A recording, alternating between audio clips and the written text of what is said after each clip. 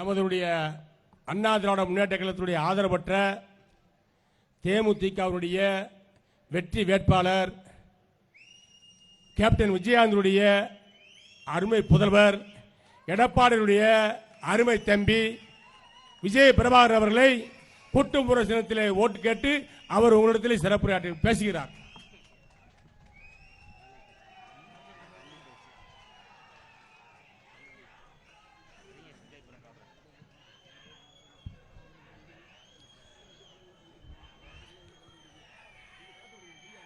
பேரன்பு கொண்ட பெரியோர்களே, தாய்மார்களே, அன்பு கொண்ட சகோதர சகோதரிகளே, இளைஞர்களே, பொதுமக்களே மற்றும் என் உயிரில் மேலான அன்பு தமிழ் நெஞ்சங்களே, உங்கள் அனைவருக்கும் என் முதல் கண் வணக்கத்தை தெரிவித்துக் கொள்கிறேன்.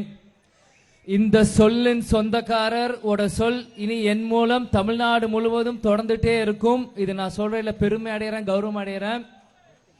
இன்று எனக்காக வந்து வாக்குகளை சேகரிக்க அண்ணன் இன்றைய எதிர்கட்சி தலைவர், அதிமுக பொதுச் செயலாளர், நாளை தமிழகத்து முதல்வர் அண்ணன் எடப்பாடி பழனிசாமி அண்ணன் அவர்களுக்கு என மனமார்ந்த நன்றிகளை இங்கு தெரிவித்துக் கொள்கிறேன். மற்றும் நமது முன்னாள் அமைச்சர், நாளைய விருதுநகர் அமைச்சர் KT ராஜேந்திர பாலாஜி அண்ணனுக்கும் இங்க என் நன்றியை சொல்லிக்கிறேன். அது மட்டும் இல்லாமல் நம்மளோட 3 மாவட்ட செயலர் ராஜன் செல்லப்பான, ரவிச்சந்திரன் அண்ணன், RB உதயகுமார் அண்ணன், அவரும் நாளைக்கு திரும்பி அமைச்சர் ஆகணும். அதனால எல்லாருக்குமே இந்த நேரத்தில் நான் நன்றியை இங்கே தெரிவிச்சுக்கிறேன். அது மட்டும் இல்லை, எங்கள் தேமுதிக சார்பாக ஷெரீஃப் அண்ணன், ராமர் பாண்டிய அண்ணன், கணபதி எங்கள் மாவட்ட செயலர் அவங்களுக்கும் இந்த நேரத்தில் நன்றிகளை தெரிவிச்சுக்கிறேன். அதே மாதிரி அதிமுக தேமுதிக கூட்டணியில் இருக்கிற அனைத்து ஒன்றியம் கிளை பகுதியில் இருக்க எல்லாருக்குமே இந்த நேரத்தில் நான் நன்றிகளை தெரிவிச்சுக்கிறேன். புதிய தமிழகம் SDPI ஃபார்வர்ட் பிளாக் அண்ணன் கதிரவன் அண்ணன் இன்னைக்கு சந்தித்தேன். உங்கள் எல்லாரும் ஆதரவும் எனக்கு இந்த நேரத்தில் தேவைப்படுகிறது. நிச்சயம் ஒரு இளைஞனா இந்த விருதுநகர் தொகுதியில் வந்து நான் நிற்கிறேன்.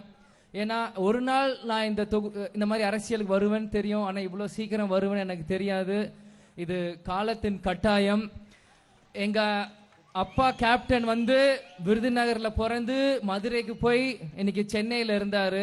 கேப்டன் மறைவுக்கு அப்புறம் நான் ஒரு நாள் மதுரைக்கு வந்தேன், ஒரே ஒரு நாள் வந்தேன். அன்னைக்கு இருக்கிறப்போ எனக்கு ஏதோ ஒரு பந்தம், எனக்கும் மதுரைக்கும் விருதுநகர் பந்தம் விட்டு போயிடுச்சோ அப்படின்னு நான் ரொம்ப ஃபீல் பண்ணி அன்னைக்கு வாகனத்தை அழுதுட்டு வந்துட்டு இருந்தேன். அப்போ இது யாரோட ஆசை என்ன எனக்கு தெரியல, எங்க கேப்டனோட ஆசையான்னு தெரியல.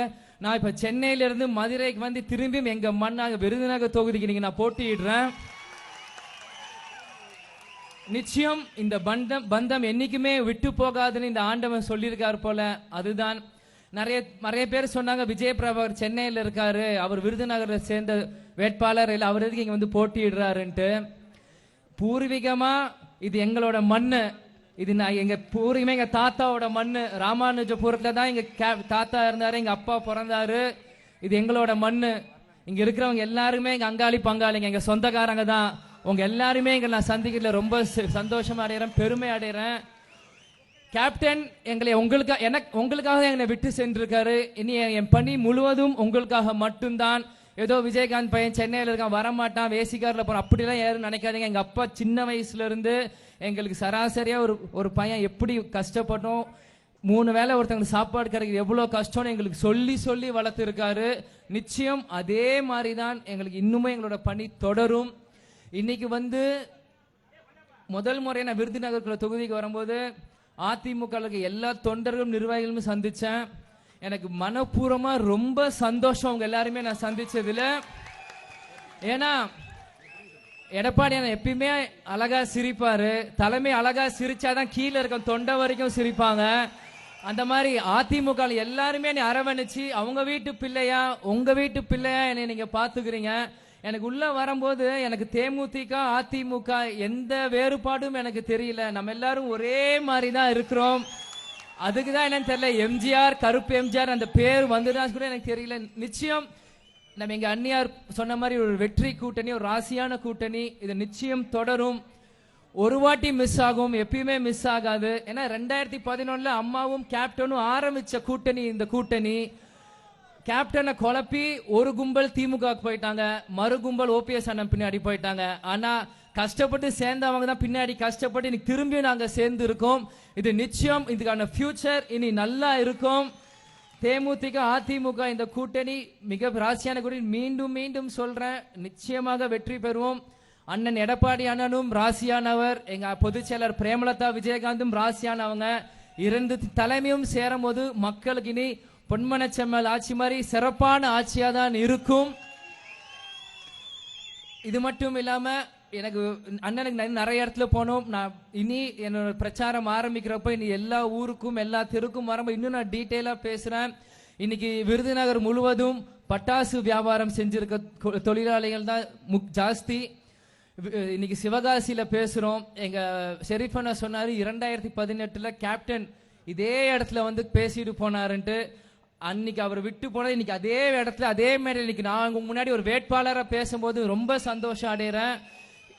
இன்னைக்கு வந்து சிவகாசி என்பது குட்டி ஜப்பான் அப்படின்னு சொல்லுவாங்க. இந்த வார்த்தை தாயகம் படத்துல வந்து கேப்டன் தீவிரவாதிகளை வந்து ஒரு பாம் பிளாஸ்ட் பண்ணும்போது சொல்லுவாங்க, பாம் பிளாஸ்ட் கொண்டு வந்தீங்களா, நான் சின்ன ஜப்பான்ல இருந்து எல்லா பொருட்களும் கொண்டு வந்திருக்கேன், அந்த தீவிரவாதிகளை ஒழிச்சு காமிப்பேன், தாயகம்ல அந்த டைலாக் பேசியிருப்பாரு. எனக்கு அப்பதான் அந்த வார்த்தை எனக்கு தெரியும், சிவகாசினா சின்ன ஜப்பான். ஏன் அந்த டைலாக் அவ்வளவு ஸ்ட்ராங்கா இருக்காங்கன்னா, அவ்வளவு திறமைசாலிகள் வல்லுநர்கள் இங்க சிவகாசி பட்டாசு தொழில இருக்க வேலை செய்யற நபர். அதுக்காக தான் இது சின்ன ஜப்பான் சொல்லிட்டு இருக்காங்க. இன்னைக்கு சைனா ப்ராடக்ட் எல்லாம் உள்ள வருது. நம்மளோட ஒரு வேலைகள் நம்மளோட டேலண்ட் எல்லாம் வெளியே வரலன்னு உங்களோட மனக்குமுறல்கள் எல்லாத்துக்குமே அதிமுக தேமுதிக கூட்டணியில் இருக்கும் முரசு சின்னத்துக்கு ஒரு வாய்ப்பு கொடுங்க. நிச்சயம் கேப்டன் மகனா எடப்பாடி நான் ஆசைப்பட்ட வேட்பாளரா நிச்சயம் டெல்லியில போய் உங்களுக்காக நான் போராடுவேன், உங்களுக்காக குரல் கொடுப்பேன். நிச்சயம் நீங்க எல்லாருமே இது பண்ணும். அதே மாதிரி புதிய தமிழகம் எஸ்டிபி அவங்க பேர் விட்டு அவங்க 2 கட்சிகளும் இந்த கூட்டணி சேர்ந்திருக்காங்க. உங்க 2 பேருக்குமே நன்றி. இந்த கூட்டணி எங்களுக்கு கூட இருக்கிறது. கால நேரம் கருதி அடுத்த மீட்டிங்ல சந்திக்கிறேன். மீண்டும் மீண்டும் சொல்றேன், கொட்டு முரசு கொட்டு முரசு கொட்டு முரசு.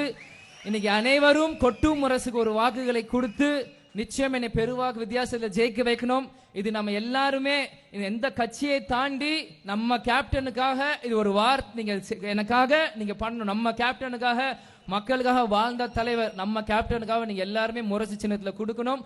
நம்ம தொகுதி மக்கள் எல்லாருமே கேப்டன் கோயிலுக்கு போய் இந்த வெற்றி அவர் சமாதியில சமர்ப்பணம் செய்வோம். செஞ்சுட்டு என் பணியை தொடங்குறேன். அடுத்த 5 வருஷம் விருதுநகர்ல வீடு எடுக்கணுமா, சிவகாசியில எடுக்கணுமா, சாத்தூர்ல எடுக்கணுமா, அருப்புக்கோட்டையில எடுக்கணுமா, எங்க எடுக்கணும்னு சொல்லுங்க, நான் வந்து உங்களோட வேலை பார்க்க தயாரா இருக்கேன். மீண்டும் மீண்டும் கொட்டு முரசுக்கு ஒரு வாய்ப்பு கொடுங்க. எல்லாரும் அதிமுக தேமுதிக புதிய தமிழகம் எஸ்டிபிஐ அனைத்து தொண்டர்களுக்கும் தலைவர்களுக்கும் நன்றி கூறி விடைபெறுகிறேன். நன்றி, வணக்கம், தேங்க்யூ.